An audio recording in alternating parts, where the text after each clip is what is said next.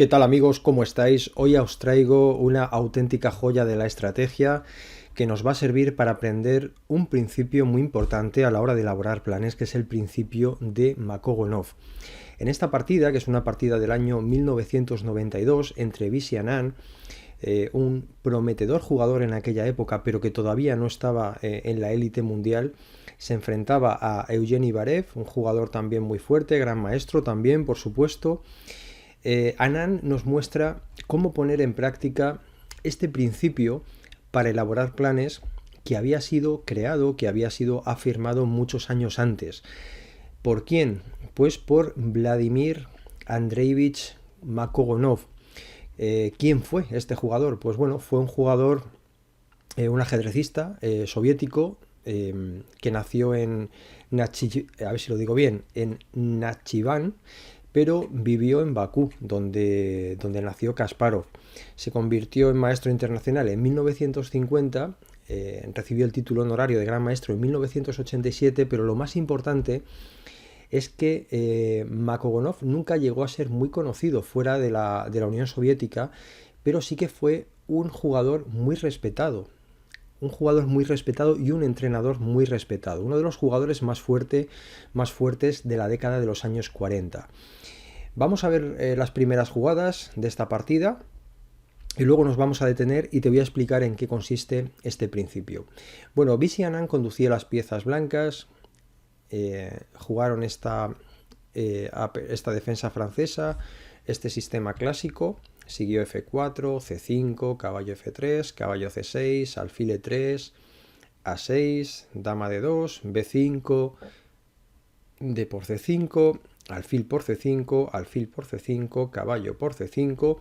Y bueno, ya poco a poco se va definiendo la estructura. Por un lado, el blanco está ganando espacio en el centro del tablero, ha conseguido un peón avanzado, este peón de E5 que está apuntalado a su vez por el peón de F4, y por parte de las negras, si nos fijamos únicamente en la estructura, lo que llama la atención es que de los 7 peones que tiene el negro en esta posición, 6 están en casillas de color blanco, y esto lo que convierte es a este alfil en un alfil muy problemático, que no puede desarrollarse como le gustaría. De momento no es el fin del mundo, pero sí que es algo que hay que tener en cuenta con negras en esta posición. El negro va a intentar, por un lado, la expansión en el flanco de dama, tratar de dar aire a este alfil, que lo podrá hacer o bien por la casilla B7, por A6, o incluso a veces por D7, por E8, avanzando el peón y tratando de que este alfil escape por esta diagonal. Esta es una de las formas, una de las maniobras habituales en este tipo de posiciones. Siguió dama F2, atacando el caballo, el negro defiende, alfil D3, torre B8, enroque, caballo B4, torre a D1. Es una partida que me gusta mucho porque es muy sencilla. Al final se lía un poco, pero no es lo más importante. Y todo lo que sucede antes nos permite conocer perfectamente este principio. Enroque corto, caballo E2, alfil D7, caballo D4. Se produce este cambio del caballo por el alfil. Este es un alfil bastante poderoso en esta posición porque apunta al enroque y no tiene oposición. Este alfil no se puede oponer al alfil de casillas blancas del blanco. Se produce este cambio, el caballo salta a la casilla A4 y hemos llegado a la posición clave. Te invito, si quieres, a que pares el vídeo, a que pienses cómo jugarías en este momento con blancas, y vamos a adentrarnos en este principio Makogonov, que lo que nos dice es que cuando no sepamos cómo progresar en una posición, cuando no sepamos elaborar un plan, no tengamos una idea clara, lo que tenemos que hacer es mejorar aquella pieza que tiene peor posición en nuestra partida, en nuestra posición. Esto está muy relacionado también con lo que decía Tarras, que decía que cuando una pieza está mal, toda la posición está mal. Y de hecho, esto es lo que nos lleva a afirmar o a utilizar este principio de manera invertida. Es decir, el principio lo que dice es que cuando no sepas cómo elaborar un plan, simplemente mejora tu peor pieza. Pero esto nos lleva a utilizar este principio de una manera distinta. Te decía de una manera invertida, y es que si eres capaz de convertir a una de las piezas de tu oponente en una mala pieza, va a tenerlo muy difícil para mejorar su posición para elaborar un plan a partir de la mejora de su posición, si es que no puede mejorar la posición de esa pieza. Por lo tanto, si yo convierto a una pieza de mi oponente en una pieza inútil, una pieza que no tenga buenas casillas, y mi oponente no la puede mejorar, no va a poder desarrollar el plan. Es, digamos, otra forma de hablar del mismo principio. Y esto es lo que utilizó Anand en esta posición. En este momento hay incluso, podríamos decir, que dos piezas que pueden ser problemáticas para el negro. Este caballo, prácticamente la única función que tiene a nivel de movilidad es o bien volver por C5 o bien volver por B6, porque el caballo no puede ni entrar por C3 ni puede entrar por B2. Volver en algún momento, hablo desde un punto de vista abstracto, por B6 no parece que tenga mucho sentido porque tampoco tiene este salto posterior y desde B6 solo va a poder volver a A4 y nos encontramos con que es un caballo un poco inútil. Sí que podría llegar a tener algún sentido que este caballo se alojase en la casilla C5, pero vamos a ver cuál va a ser el tratamiento de esta posición. El caballo por un lado y por otro lado algo que ya te he explicado, este alfil es un auténtico problema para el negro. ¿Cómo jugar en este momento? ¿Qué tipo de plan llevar a cabo con blancas? Pues Anand utiliza este principio, el principio de Makogonov, y realiza una jugada muy fina, la jugada B4. Esta jugada es muy fuerte.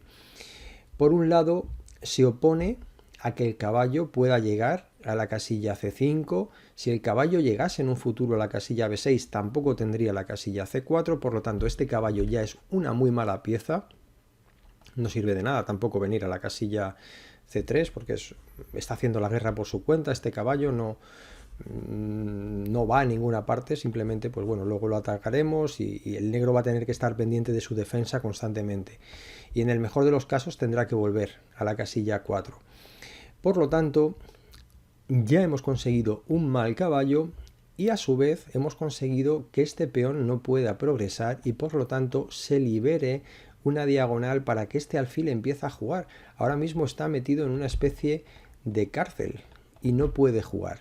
Por lo tanto, el negro tiene dos problemas. Tiene que resolver la posición del caballo, que es muy mala, y también la posición del alfil, cuya movilidad está tremendamente restringida. La partida siguió avanzando con la jugada A5. Claro, el negro intenta romper este cerrojo, pero Anand juega muy bien y realiza la jugada A3. Dice, bueno, si me capturas, yo te capturo y sigo conservando todo de manera estable. Trata de conquistar la columna, Anand se opone, se produce este cambio, se produce un nuevo cambio, se produce una propuesta de un nuevo cambio de material, se produce este cambio de material y si nos fijamos, a pesar del cambio de piezas, la posición conserva sus características intactas.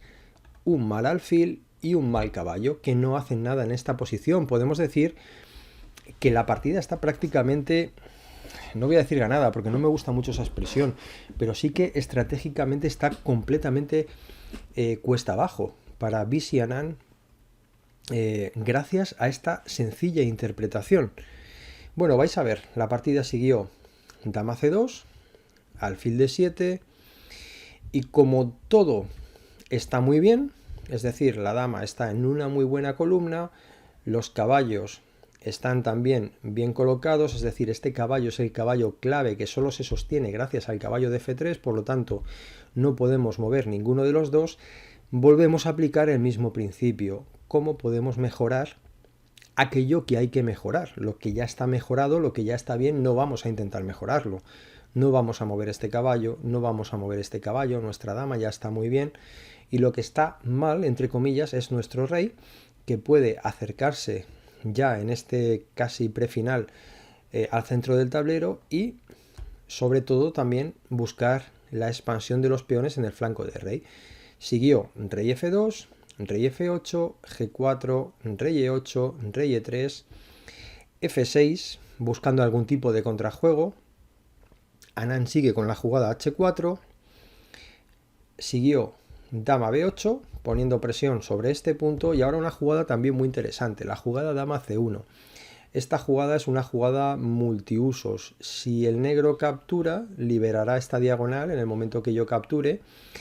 Y si no captura, pues mi idea con blancas va a ser retirar el rey, que mi dama ocupe la posición del rey, y en el momento en el que la dama llegue a E3, fijaos cómo este rey se va a encontrar en problemas con posibles rupturas como F5. El negro siguió rey F8, rey E2, rey F7, dama E3, te lo he explicado antes, la dama viene a la casilla F8 y ya se produce este golpe, el golpe F5. Estamos amenazando entrar con todo, ya podemos decir que la partida está prácticamente ganada por el blanco, no le importa perder este peón, así no fue como siguió la partida, pero la captura de este peón sería un grave error porque capturaríamos, estamos atacando el alfil, estamos atacando el rey, y si nuestro oponente captura, fijaos esta posición, ¿no? Jaque, estaríamos entrando con todo, caballo G5 y estamos ya prácticamente en una red de mate.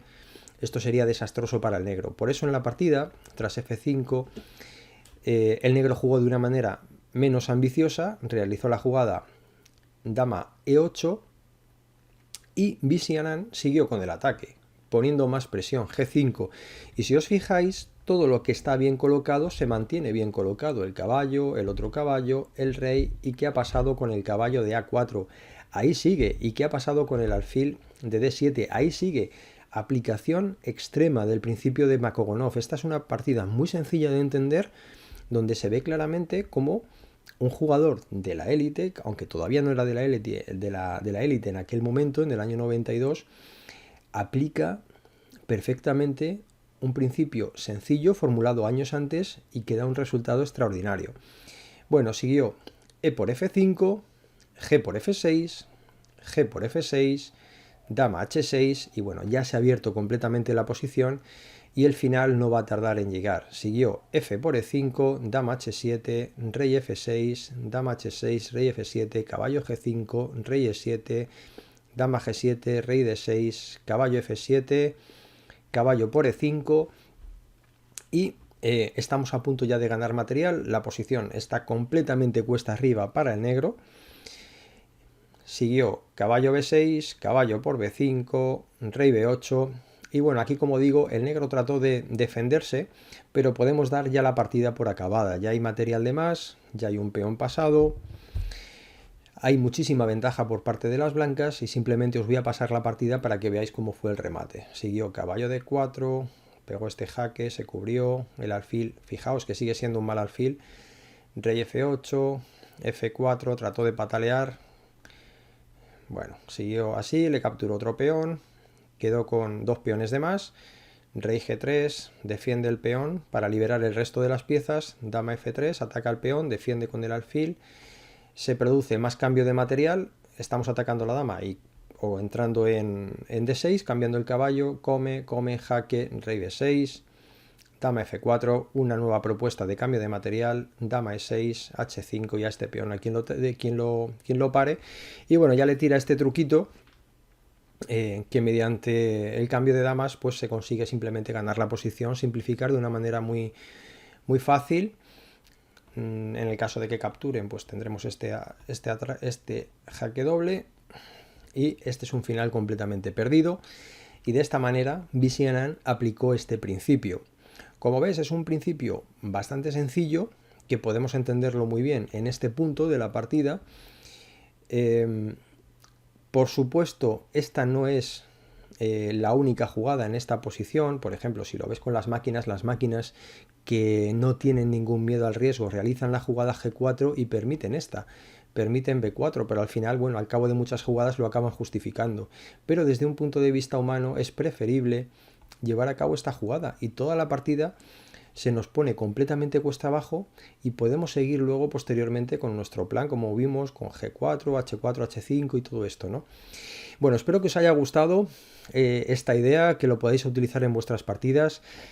No obstante, si queréis mejorar de verdad vuestro ajedrez, necesitaréis dedicar algo más de tiempo, seguir un plan y nosotros en nuestra escuela estaremos encantados de ayudaros. Ya sabéis que podéis probarla gratis sin ningún compromiso durante 14 días y además durante esos 14 días os daremos apoyo personal, responderemos a vuestras preguntas, os podemos preparar un plan de entrenamiento, podéis probarlo y ver los resultados en 14 días. Si os convence, os quedáis, que no, pues no pasa nada.